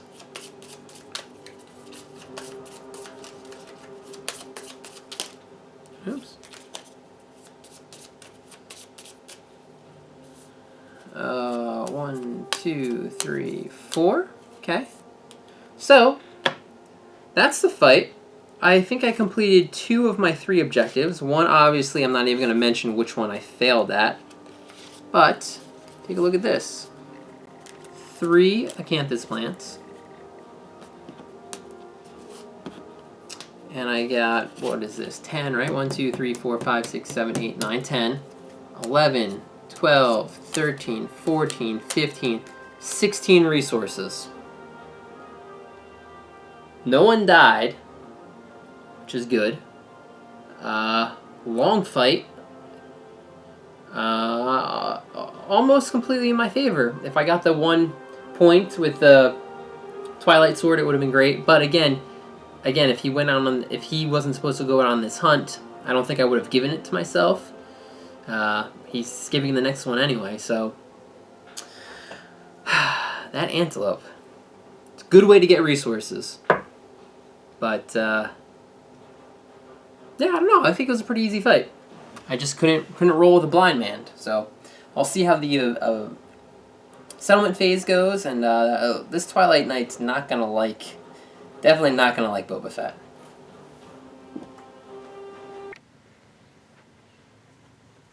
Back at the settlement, I went over and of course, as usual, I planned out what I'm gonna build, and I had 2 different routes that was thinking of taking, and I'll explain those when I do get to it. So, returning survivors, they all make it back. I get 4 endeavors. Yoda he is a tinker, so I get an extra endeavor, so I have 5 this year. Let me go ahead and give them all their experience. So Yoda gets his 5th, and he did not gain a wound with a grand weapon, so I'm not going to do that. Yoda gains her 4th, and got her 2nd weapon proficiency with Katars. Mara Jade got her 3rd experience, and I'm going to have her start getting weapon proficiency with an axe, just in case she gets her 1st. And Boba Fett gains his 5th experience, but no weapon proficiency because, well, we all know how that turned out. Okay, so came back. Now I have to do my random event to roll off. 4. 1, 2, 3, 4. And we have lights in the sky. Okay. A spectacular light show erupts against the limitless darkness above. Swirling vivid trails seek overhead. They lift everyone's spirits. Alright, sounds like good. I think we've done this one? I'm not sure. Lingering effects. The settlement's collective imagination is set aflame. After rolling for any endeavors, you may add 1 or 2 to the result. Ooh, okay, that's pretty awesome. Let's see, requires graves, I don't have. Requires face painting, I could do this. Let's see. No one recognizes you while your face is painted. Add the Stranger in the Dark settlement event in the timeline next year. Okay. Or, a column of light strikes you and infuses your body and becomes stronger. Gain the Quintessix Order. I think that's when you go out, if you're insane, you get some tokens. So that's kind of cool. And then this Inner Lantern. Silent Reflection. Gain a fighting art of your choice. Wow, that's pretty awesome. And add the Skull Eater settlement event to the timeline next year and gain +1 understanding. Well, we're just going to avoid that, because that's pretty cool. A 1 through 5, I can add a fighting art, but I do not want to add Skull Eater. So this is actually pretty helpful. It's not going to penalize me, just as long as I don't do that one. I might do the face painting. I guess let me double check that disorder real quick to see if I want it.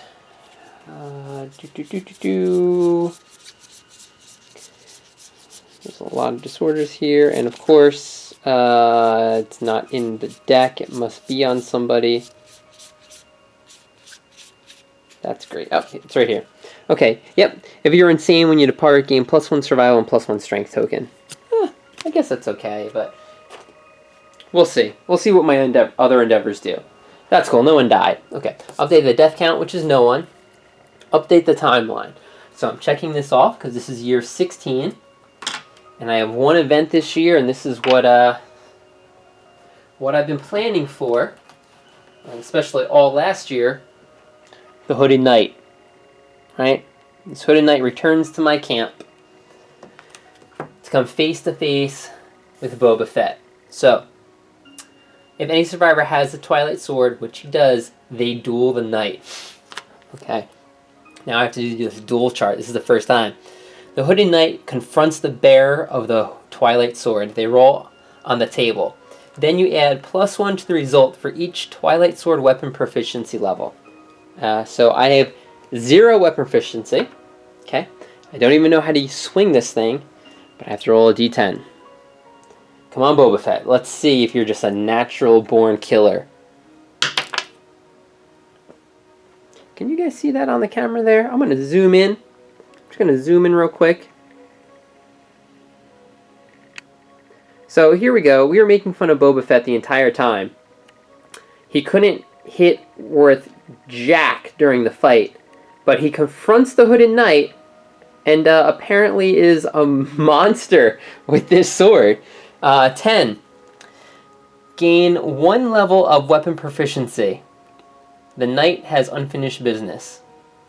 Wow. Okay, so Boba Fett has 1 level in the Twilight Sword. There is still hope. I thought this knight was going to destroy Boba Fett. But I gained 1 point. That's cool. That means I'm going to hit on 9's base, because, again, I'm blind. And then unfinished business, I believe I had Hooded Knight the timeline 4 years. So 1, 2, 3, 4. So during the 20th year, the knight will return. Okay, great. Well, I was planning on Boba Fett being slaughtered. So I'm glad he didn't. I'm going to have to bring him out on more fights now, I guess. Great. I don't know if that's a good thing or a bad thing. Okay. So now I have 5 endeavors. Let me show you what I'm planning on building. There's two mindsets I had. I do have to fight a butcher. I have to fight a nemesis encounter next year. So I'm gonna go against a level 2 butcher, because I think that is someone that I can feasibly beat. Okay.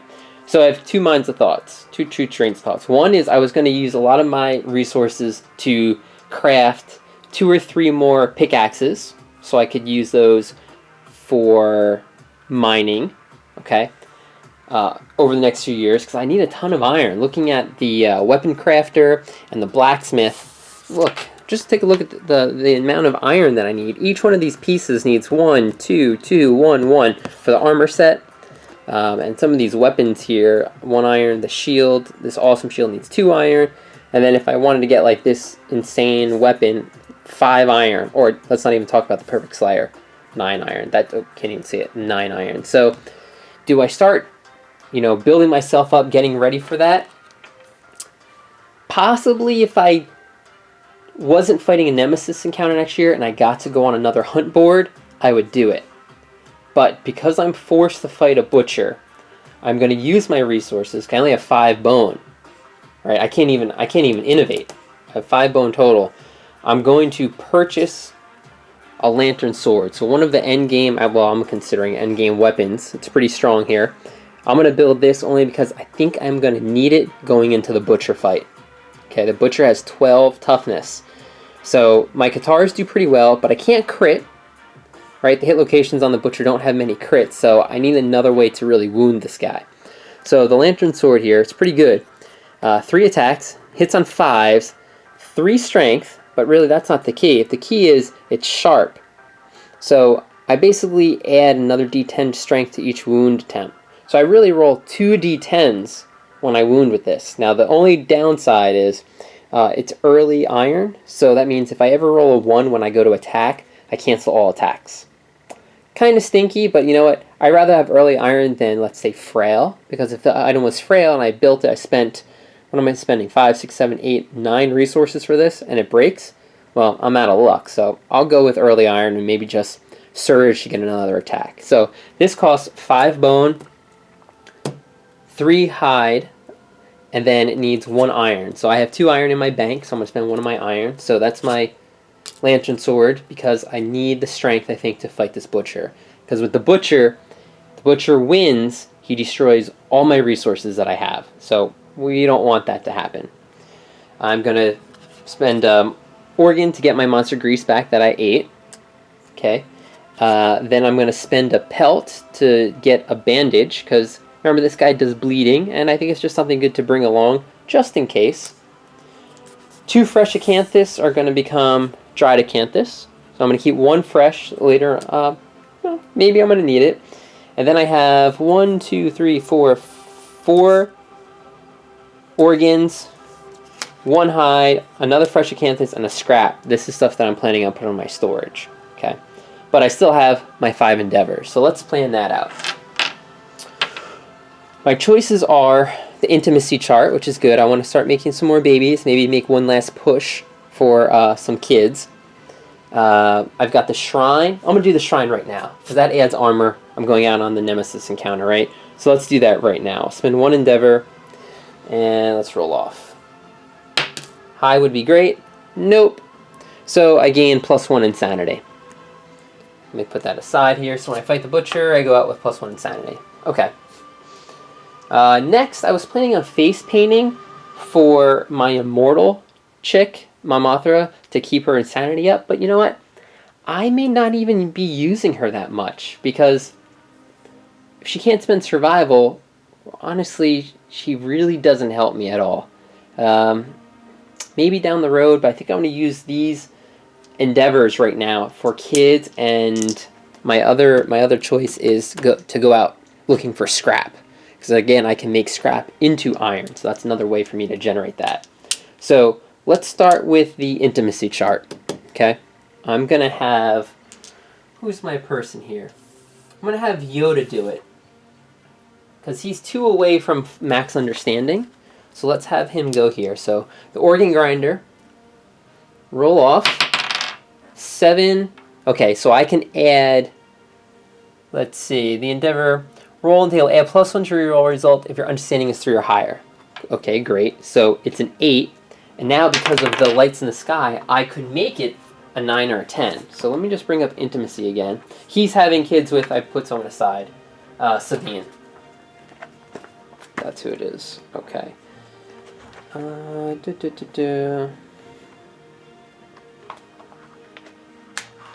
Where's my intimacy? Okay. Sorry about that. So 8, 9, or 10. Oh, I think I have Hovel.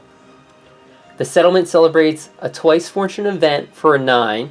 A pair of healthy newborn survivors enter the world. Or I can do 10. Now that I actually have Hovel, I can have the birth of a special child. And that is what I'm going to do.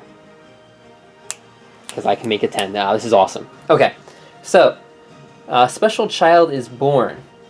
Instead, special child. So, oh, okay. Special child. There's a little picture right here. Not had this yet.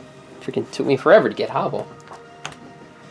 On this day, everyone remembers the birth of a very special child. Where she steps, hope flourishes. And I have to do the event Birth of a Savior. Alright, sorry about that. I actually needed to take some time to decide on what savior I was actually going to give birth to. Now, to explain that, let me show you here real quick. Here's the picture. This is Birth of a Savior. So this is a pretty special event. Okay, and then there's 3 choices that you can choose from. So the newborn vanishes from the loving arms of the settlement for a fraction of a second. In that second, it spends a lifetime in the domain of the ethereal dreamer and returns with a dream. Oh, ethereal dreamer, sorry. Choose one. Okay, so we have Dream of the Beast, Dream of the Crown, and Dream of the Lantern. Okay, so it's really a red, green, and blue savior. Now, each one of them has a special ability. Okay, red is like offensive, green is defensive, and blue is like has to do with like luck and range. So saviors are pretty important. Right away, they gain 1 permanent affinity of their color. Okay, and then each one of them, for each affinity of that color, they get benefit. So I'll tell you real quick. So red means for every red affinity, 1 of your attack rolls automatically hits. Okay. For green, when you depart, each add an armor to every hit location for each green affinity you have. And blue is pretty interesting. For every blue affinity you have, Your ranged weapons gain that amount of range, and your melee weapons gain that amount of reach. It's pretty cool. So you have a melee weapon and be 3 spaces away with 3 affinities and attack. Pretty sharp. Now, in exchange, but I guess because saviors, I guess they age really fast.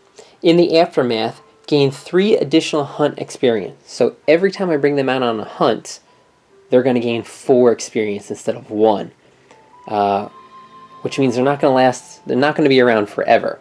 But for every time you gain an age milestone, you get another benefit. So right here, let's see, you may not place other gear in your gear grid. Gain +1 permanent strength with each age milestone. When you retire, you cease to exist. So that's with the red one. Every milestone, I get +1 strength. For green, every milestone, I get +1 permanent evasion, pretty awesome. And blue, you get +1 permanent luck. So I was deciding on which one to pick, and I think the safest route to go is green to start. Let's get a permanent tank out there, deck them out, build up my evasion.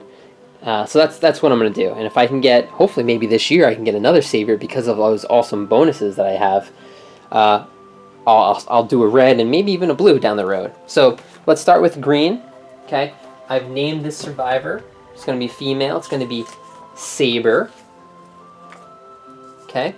Now every newborn survivor gets 2 survival to start because I have Saga, and I also get 2 hunt experience. So that's great because I'm already hitting my first milestone. So let's give my +1 permanent evasion on here now. I get my +1 strength because I've got that clan. So it's the barbaric clan, so I'll write that down. So right away, +1 permanent strength, +1 evasion, and this is in addition to the age. So let's roll on the age right away. So it is 2 dice, right? So 12, a random fighting art. Okay, you know, I'm probably going to do the random fighting arts the beginning of next year because all my fighting arts are all on my... You know, I'll just do it right now. Makes sense in terms of my planning on who I'm going to bring out next year. Oh, great. This.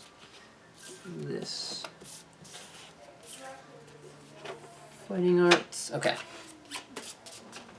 Shuffle these up. Alright, so Saber right now is going to have a fighting art. Let's just pick one from the middle. Oh my goodness, Mighty Strike.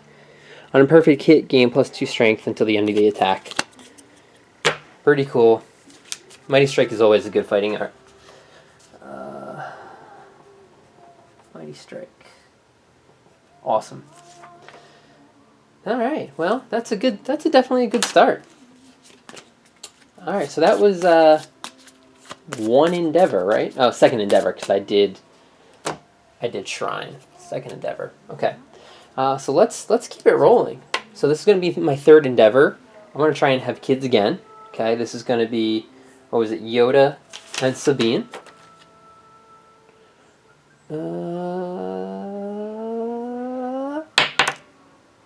4, so it's 5, and then I can go up to 7.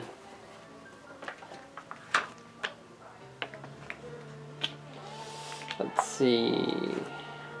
High intimacy. Alright, well I don't have beds, so I can go 5. Let's see, you gain +1 permanent evasion or +1 permanent evasion, and each of the parents gain +10 survival, so I'll do that. I'll go to 7. So Yoda and Sabine go up to max survival, which is 6 currently. And I gain another person.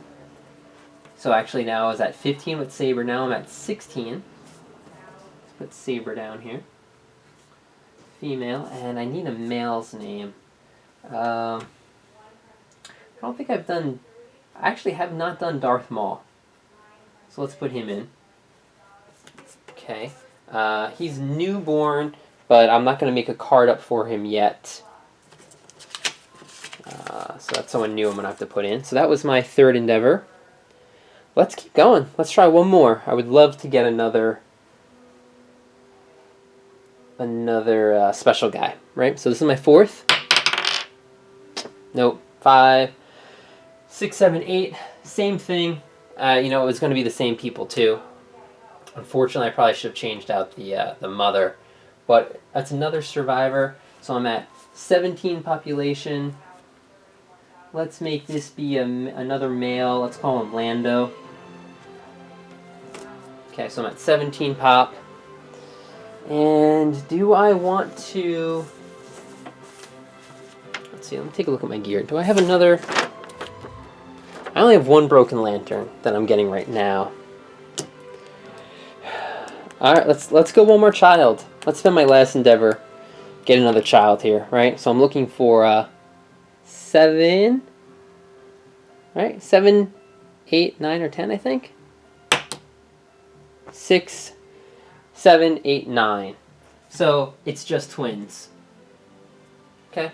So I'm gonna have alright, I'm at 19 population now. I think that's pretty good. I think that's a good start. I had a savior. And I have to think of 2 names. 2 names. Let's do a male and female. Of course. And let's do... Oh, this is going to be silly. Sound silly. X and Ty. Okay. I'm definitely running out of names, as you can see. I got to go to vehicles now. X and Ty. But that's cool. So I got 1, 2, 3, 4. I have 5 children this year. One of them being a savior. So that's a pretty sweet year. This Lights in the Sky was awesome. Definitely helpful. I'll always look for lights in the sky. I've got my shrine for next year, so I get that 1 insanity when I depart. And I have to go fight this butcher. So I think I'm going to send out Saber as my tank.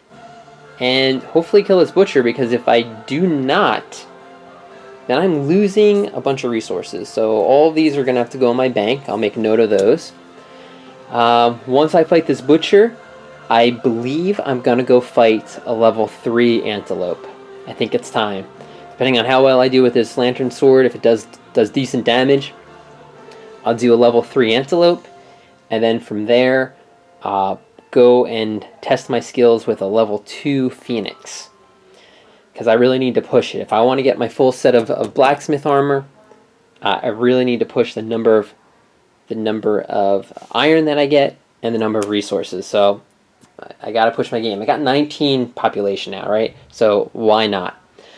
This has been the 16th year of my video. So again, I thank everyone for watching, and I will begin against this butcher, level 17, shortly. I'm very excited. So this is Lord Epion with Hit Points Gaming signing off, and I'll see everyone next year.